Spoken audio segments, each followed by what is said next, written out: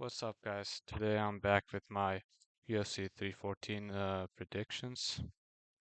It's gonna be only the main card predictions. I'm not gonna make predictions on the prelims because I don't know a lot about like these other guys.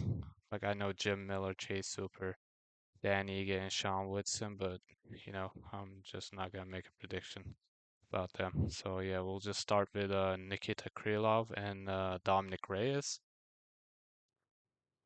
Yeah, this is a fight that I'm waiting for. I do think it's gonna be a fun fight because I like Dominic Reyes. He's a good fighter. I like his fighting style. He's a really good kickboxer. He's fun to watch. So yeah, we got Krylov, who has a 30-9 record, and Dominic Reyes obviously has 14-4. He fought John Jones, Jan Blachowicz, Yuri Prohaska, and so many other names. Nikita Krylov, I don't know too much about him, but I just watched one of his matches. It was against Owen St. Preux, and yeah, he looked pretty good in that fight. His pressure was actually real good. His pace was real good. But yeah, Dominic Reyes is also a really good kickboxer. So he, if he does, if his what I'm trying to say is if his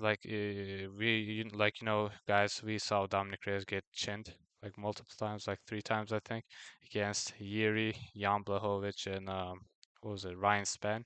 Yeah, he got knocked out by all three of them. So that wasn't really good to watch. It was sad, but he came back after taking like 2 years off and had a win against Dustin Jacoby and then Anthony Smith. So he looked good. Like he didn't look great, but he looked good. So he got 2 finishes, and that's real good. Yeah, Nikita Krylov, I think he had like a year and a half layoff as well. It's gonna be his returning fight, so yeah, they're both good fighters. This guy's pace is good, so but I do think that Dominic Reyes is the better fighter. He has better skills, really good takedown defense. His wrestling is good. Like you can just watch the match against John Joe. Even he like takes him down like 2 times in a 5 round fight, and Dominic just gets up after like 10, 15 seconds maybe, or like 20 seconds tops. So yeah, I do think Dominic Reyes is gonna get this done. Like it shows that Krylov is the favorite, but yeah, I'm going with Dominic Reyes. Probably by a finish, maybe a decision. Like who knows? Yeah, and the second fight of the night is Bryce Mitchell versus John Silva. This is another fight. This is gonna be a fun fight. People are hyped about John Silva because he had like what 4 finishes in the UFC right now, like mostly knockouts, like 3 knockouts and one doctor stoppage against Drew Dober. Even in that fight, he just whooped him pretty bad. So, but yeah, Bryce Mitchell's come back after defeating Kron Gracie, finishing him. Before that, he got knocked out by Josh Emmett. That wasn't really good for him. But yeah, Jean Silva has power in his hands, good boxing, like good striking overall. I'm not just gonna say like good boxing because he does use his elbows pretty well too. Like especially in the Dober fight, like Drew Dober fight, like he just keep hitting him with the spinning back elbow and like just elbows in the clinch and stuff when he was pressed up against the cage. So he has good striking, powerful hands. He's fast too. But Bryce Mitchell has like really good wrestling. Like I'm just gonna say not just wrestling, but like grappling. So I do think that he can take him down and control him and like just maul him with like ground and pound and probably get a decision win.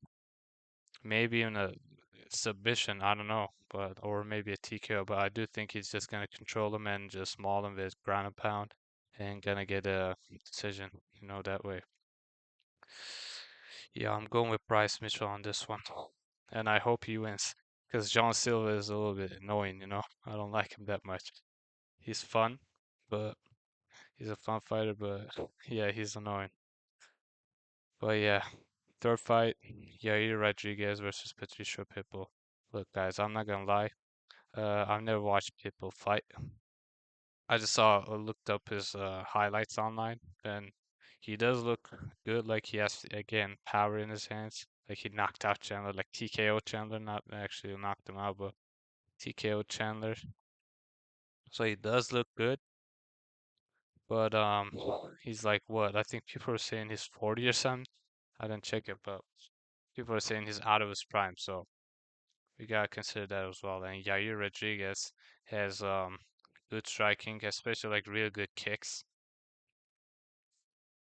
and still decent ground game. And like yeah, with those two combined, I do think that he's gonna beat Pitbull. I forgot his name. Pitbull. Yeah, this is gonna be Pitbull's UFC debut. He's out of his prime. He's older. Like Yair is younger, has really good striking, real good kicks, like great kicks actually, and a good ground game. So I think that, and he also has a reach advantage. Look at this, 71-inch reach, and Pitbull only has 67-inch, and he's 5'6". So yeah, I think that Yair's gonna get this job done. You know, he'd probably TKO him. I'm not. I don't know which round, but yeah, I'm going with Yair Rodriguez with a TKO. And then yeah, the co-main event: Michael Chandler and Paddy Pimblett. Again, Chandler is the underdog, bro. Like I don't know how. Like I don't know how Paddy Pimblett is the favorite, but you know, whatever. Yeah, Michael Chandler, you all know him. Paddy Pimblett, again, you guys all know him probably. They're both good fighters. Chandler has more experience than him. Like he's fought like the top guys at lightweight, like what Dustin Poirier, Charles Oliveira twice, Justin Gaethje. He knocked out Dan Hooker. And who did he fight? Yeah, he knocked out Tony Ferguson. That was sad to watch, but yeah, he has really powerful hands. Like he has explosive power, bro. Like he got some bombs on his hands, you know. And yeah, he has decent striking as well, but it's just his power that like, you know, carries him and shit. Like other than that, Chandler has good wrestling again. I don't think he used it that much. Like, I think took down Gaethje, but Gaethje reversed it. He took down Poirier. I don't remember if he took down Charles. Like especially in the last fight, he just got. I remember that he got controlled and stuff all the time. So, well, yeah, whatever. Chandler's got good wrestling, powerful hands. Paddy Pimblett, BJJ black belt, like you know, good submission game, good grappling.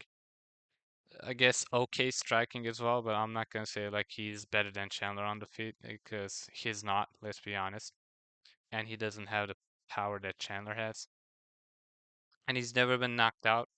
But I do think that Chandler's gonna be the first one to knock him out, either TKO him or just KO him out cold, you know, in either round one or round two. And you know, Patty has, like I said, good grappling, good submission game, so he might, you know, if he survives like round one and two, he might like, you know, I don't know, somehow get Chandler on the ground and sub him. But yeah, I don't think that's gonna happen. So like we'll see, but I'm going with Chandler by KO in either round one or round two. And the main event, Alexander Volkanovski versus Diego Lopez. Yeah, Volk's return after a year layoff, I think, yeah, since the Ilya fight, yeah, in 2024 February. I mean, Alexander Volkanovski, bro, like I don't even know what to say. He's that guy, you know. He's him. He got knocked out twice in his last two fights, but you know that can happen to anyone. So, um, yeah, Volk's got real good cardio, like real good striking. Not like really powerful hands, but you know, like his striking is really good. His fight IQ is pretty high.